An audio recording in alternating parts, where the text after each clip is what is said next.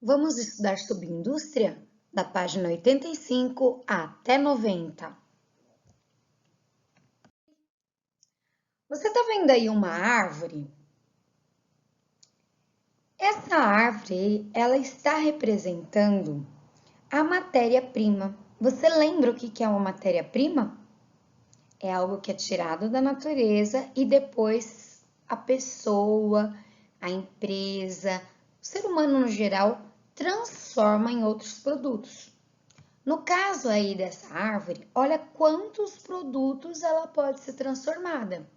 Se a gente observar cada um desses produtos, a gente vai ver, por exemplo, da árvore é muito comum a gente pensar na madeira e também pensar no papel. Olha aqui, mais madeira para formação de móveis, madeira que ainda vai servir de repente de carvão, alguma coisa assim, mas ainda pode ser tirado extrato de alguma coisa como tinta ou remédios, e ainda a própria árvore, ela produz alimentos no geral, que pode ser feito comido in natura, como as frutas ou outro tipo, até medicamento. Então você vê que um produto da natureza pode se transformar em muitos. Mas a pergunta que eu quero fazer para você agora é o seguinte: como que esse produto, que seria a árvore, se transforma em todos esses? Nós já estudamos um pouquinho sobre o que é artesanal. E agora a gente vai diferenciar bem o que é artesanal do que é industrial. Preste atenção. O trabalho artesanal, como a gente já estudou, é aquele que é mais demorado, é aquele que a pessoa faz com maior cuidado, mais detalhes. E uma coisa que eu acho muito interessante é que o trabalho artesanal, ele não é feito todos iguais. A pessoa acaba tendo diferença, porque ela tá ali com a mãozinha dela fazendo com cuidado. Então, acaba tendo produtos exclusivos. Olha as definições que estão escritas aqui, ó. O trabalho artesanal. O artesão faz parte de todo o processo de produção. Então, desde que chega a matéria-prima, ó, a matéria-prima na mão dele, ele vai fazendo as coisas, todos os passos, até chegar no final. Ele é um trabalho artesanal, é demorado e criativo. E os produtos saem exclusivos, sempre vai ter uma diferencinha.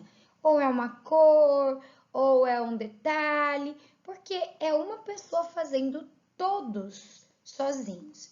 E essa é a grande diferença de um produto industrial. Aqui eu tenho um exemplo de uma indústria, como funciona. Olha só, algumas pessoas recolhem o produto que seria a matéria-prima, leva para uma fábrica que a gente vai chamar de produção industrial. Essa fábrica transporta e distribui. É recebido em alguns lugares, que aqui a gente está chamando de agências, depois é armazenado, é vendido, no caso no comércio, é faturado. Sabe o que é faturamento?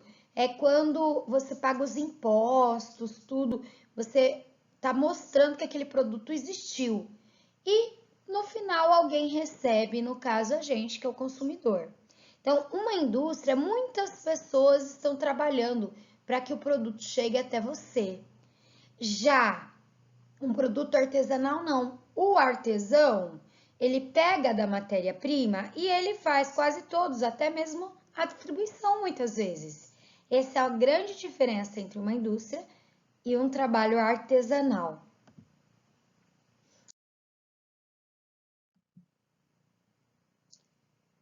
Aqui na página 85, a gente lê assim: como acontece a produção industrial hoje? No trabalho industrial, a produção é realizada em grande parte por máquinas que funcionam ligadas à energia elétrica. Muitas coisas são fabricadas em série, ou seja, o trabalho é feito de forma sequencial, em várias etapas, o que agiliza o processo de produção. Normalmente, cada trabalhador participa de apenas uma etapa do processo. Essa forma de trabalho tem como objetivo a produção de mercadorias em grande escala, que significa em grande quantidade, visando atender com agilidade a demanda dos produtos. Todas as etapas das atividades industriais são desenvolvidas por trabalhadores com conhecimentos especializados. Eles operam as máquinas, mantendo seu funcionamento e garantindo a qualidade da produção. Então, quando eu falar de produtos industriais ou industrializado, olha as palavras que são palavras-chave. Presta atenção, ó. Máquinas, energia elétrica, fabricadas em série. Lembra que o artesanal é exclusivo? Sempre sai uma coisa diferente. No industrial, não. É tudo igualzinho, é em série. Grande escala quer dizer que tem uma produção muito grande. O artesanal é pequena escala, né? E conhecimentos especializados. Enquanto o artesão tem que saber de tudo um pouquinho, se eu for contratada numa empresa, por exemplo, para trabalhar nesse setor, eu só preciso saber isso daqui.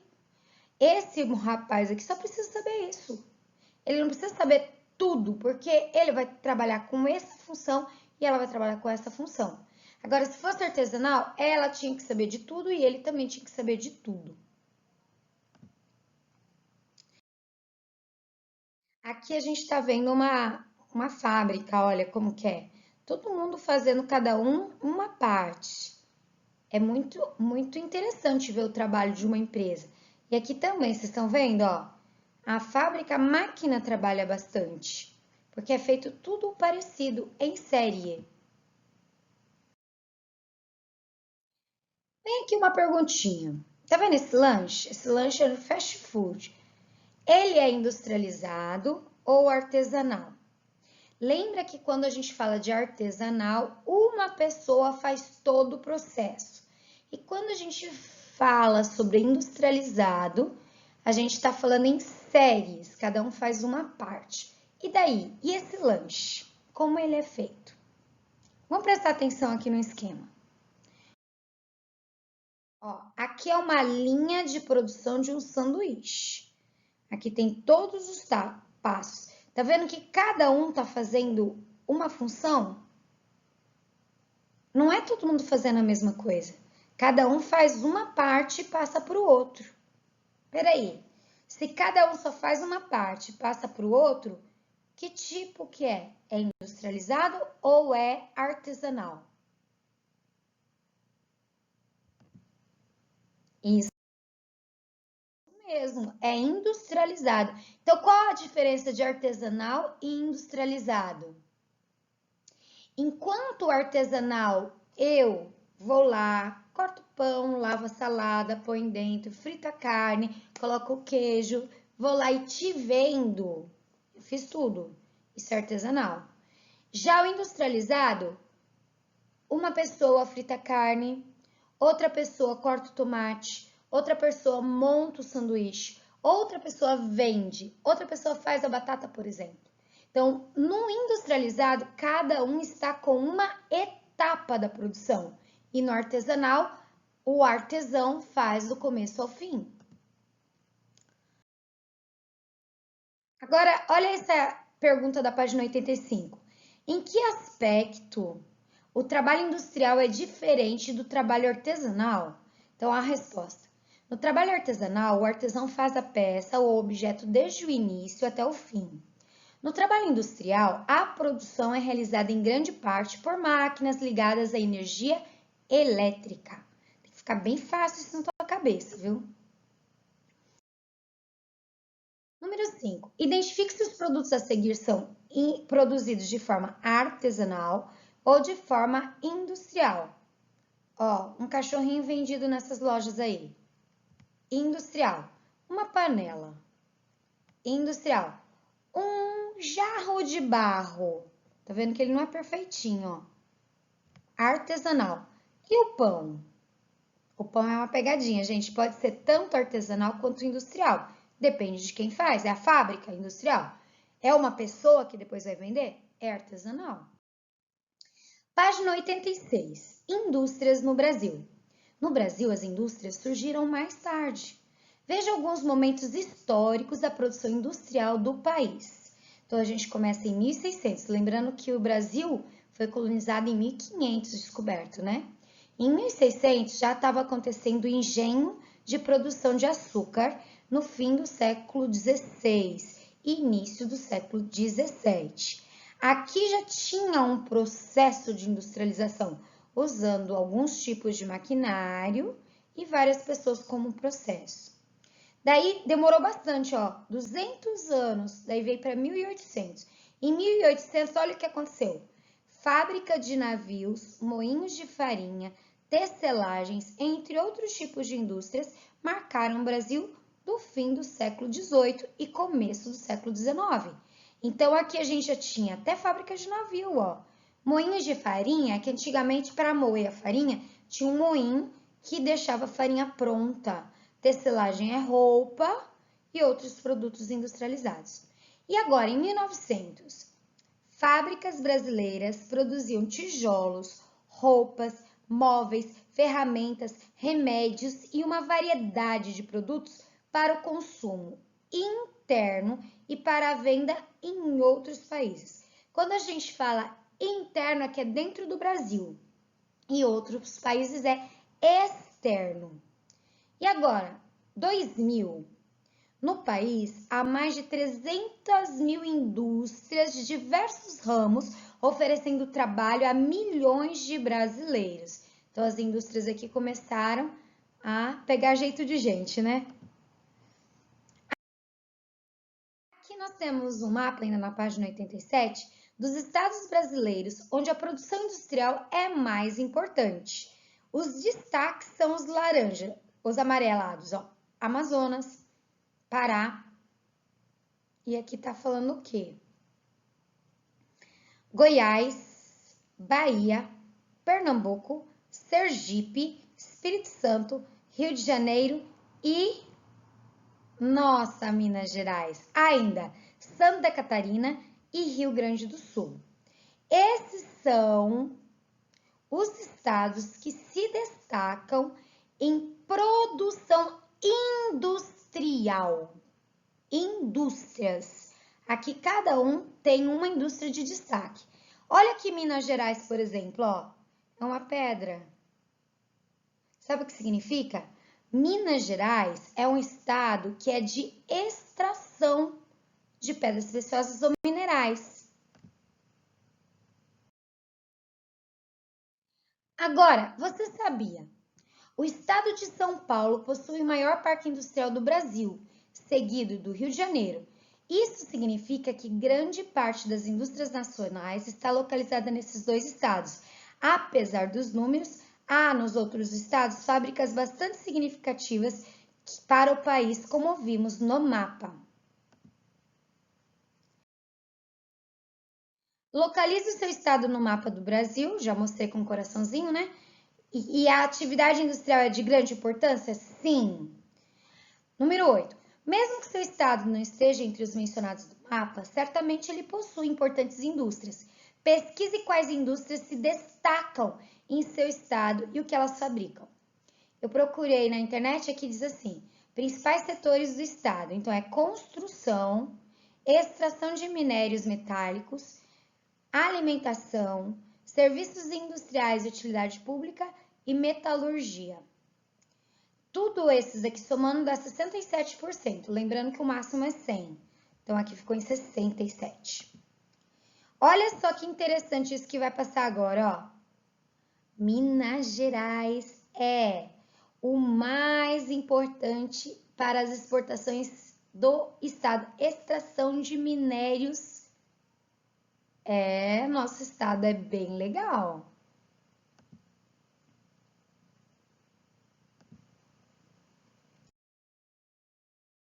Número 6. De acordo com as informações dadas sobre as indústrias do Brasil, como cada período pode ser caracterizado. Então, vamos lá lembrar. A gente viu aquela linha do tempo e lá diz que perto dos anos 1600, o trabalho era realizado por escravos e por máquinas que funcionavam com tração animal.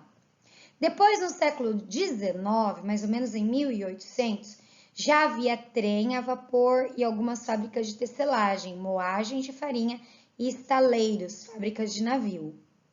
Já no século XX, que é mais ou menos anos 1900, fábricas de múltiplos produtos foram criadas, inclusive para exportação. E no século XXI, que é 2000, surgiu um grande número de indústrias de diversos ramos, e oferecendo grande quantidade de empregos para a população.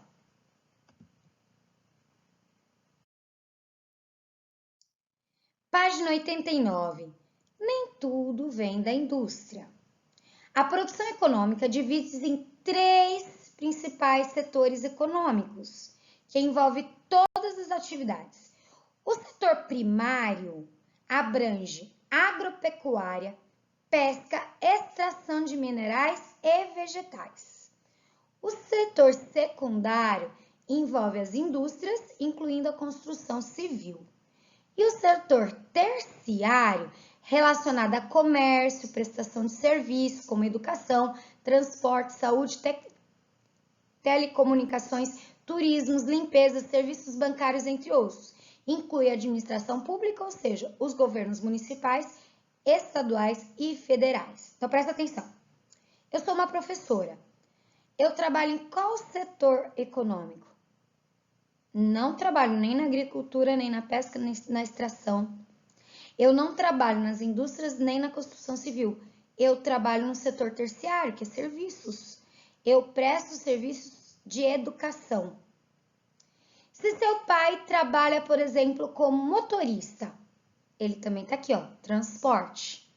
Se teu pai ou tua mãe trabalha com saúde, enfermeiro, médico, dentista, aqui, ó, saúde, setor terciário. Então, você percebe que o setor terciário tem muita gente trabalhando. E olha que interessante, ó. Aqui, número 9 da página 89, em qual setor da economia seus familiares trabalham? Você que vai pensar, tá bom? E responde aí. Número 10. Agora, com o meu auxílio, vamos organizar o gráfico. O gráfico é esse daqui, ó. O setor terciário tem 60% mais ou menos, é 59,9%. Esse símbolo aqui é o porcento. Setor secundário, 19%, e setor primário, 20%, quase 21%. Então, quem está no primeiro lugar? Quem tem mais? Setor terciário. E o segundo lugar? Aqui, ó, setor primário. E em terceiro lugar, setor secundário. Lembrando, o setor terciário, que é esse maior, são serviços. Inclui educação, transporte, saúde, comércio, banco, telecomunicações, tudo. Policiais. O setor primário é agricultura, extração de minérios.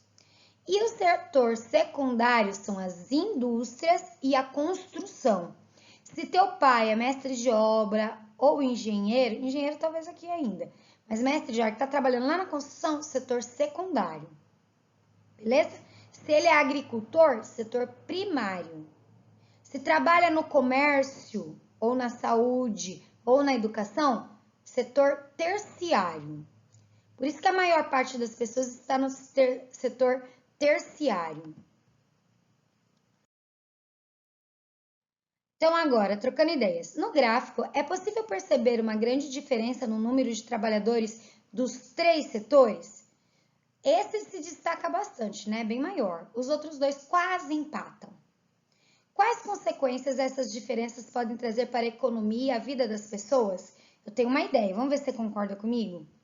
A gente precisa de alimento. E o alimento vem daqui, ó, setor primário. Se todo mundo ficar só no terciário, quem vai plantar para nós comermos? Quem vai construir nossas casas? Quem vai produzir as coisas na indústria? Então, na verdade, não pode ter tanto setor terciário, tem que ser meio dividido mesmo, né? O que você acha?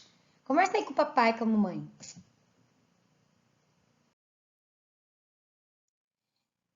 Página 90, texto complementar. O setor terciário concentra maior número de trabalhadores. O setor secundário, por utilizar muitas máquinas, exige um número menor de profissionais. Ambos os setores, em geral, são desenvolvidos nas cidades, contribuindo para que as pessoas dependam de produtos e serviços que são disponibilizados ali. Essa aglomeração populacional pode gerar falta de moradia, olha, isso é importante, hein? De serviços de qualidade e de segurança, problemas de congestionamento no trânsito, grande quantidade de resíduos poluentes, entre outros problemas. Enquanto isso, as atividades do setor primário, praticadas na sua maior parte na zona rural, ocupam um número menor de trabalhadores. No entanto, pelo fato de a produção servir tanto à população que vive no campo quanto a quem vive na cidade, os recursos naturais necessários para a fabricação dos produtos em geral são altamente deteriorados. Por isso, é importante que os moradores da cidade e do campo desempenhem bem o seu trabalho em qualquer um dos setores da economia e consumam apenas o necessário. Além disso, os governantes devem ficar atentos às necessidades da população e também à exploração e ao uso consciente dos recursos da natureza. Número 11 da página 90. De acordo com o texto, quais são as possíveis consequências do acúmulo de pessoas no setor terciário? Então, o excesso populacional nas cidades, aliado ao mau gerenciamento por parte dos gestores públicos, quem governa a cidade, pode ocasionar subhabitação, quer dizer, uma habitação ruim, a pessoa não morar direito, morar tudo amontoado. Saúde e educação de pouca qualidade, violência, congestionamento no trânsito, poluição de todas as formas. Dá um pause para copiar direitinho, tá bom? E número 12. Como você e sua família podem contribuir para que a vida nas cidades seja mais agradável? Olha lá, cada cidadão deve respeitar os direitos dos outros, valorizar o trabalho alheio, pois dependemos de todos eles, e ficar atento às ações da gestão pública, ou, se faltar, a falta dela. Pessoal, espero que vocês tenham gostado, feito todas as atividades. Te espero na próxima aula. Um beijão!